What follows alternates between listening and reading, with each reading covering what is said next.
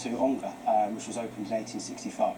As that's about the time of my graduate guidebook, and then immediately after that was when there was the big boom in which the amount of milk travelling by train really took off.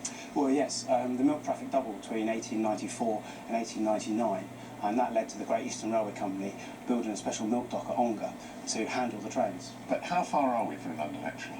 We're 21 miles at Blake Hall here from Liverpool Street, which is where the trains used to operate into. By 1949, steam locomotives ferried agricultural products and also commuters from the last stop at Ongar to central London via Blake Hall. As amazingly, this tiny rural stop became part of the London Underground network.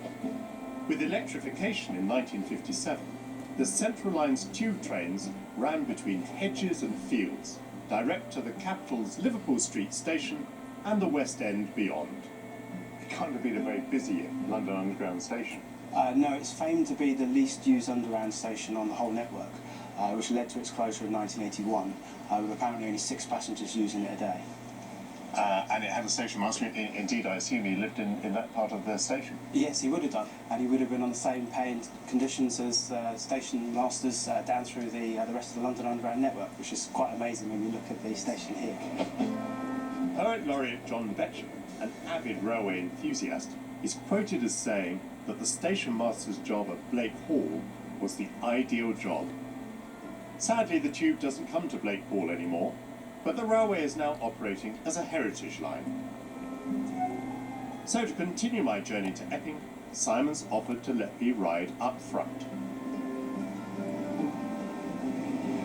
I remember these magnificent diesels. They used to do all sorts of things. They used to haul freight and passenger trains, didn't they? Well, yes, this locomotive, BR Class 37, was built in 1959 and was a direct replacement for a steam engine. But we have to imagine now we're in the Victorian era, and this is a steam engine powering along, hauling milk for Londoners. And indeed, the branch provided 200 churns of milk a day at its height.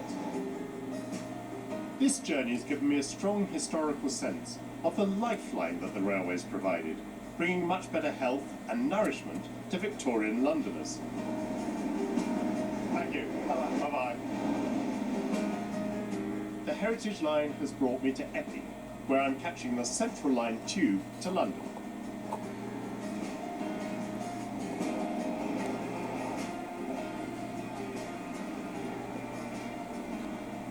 I'm a big user of London Underground, mainly passing through the tunnels under central London. But I was brought up on the outskirts of London, and people tend to forget that at the extremities of the Underground Line, it passes through leafy green suburbs.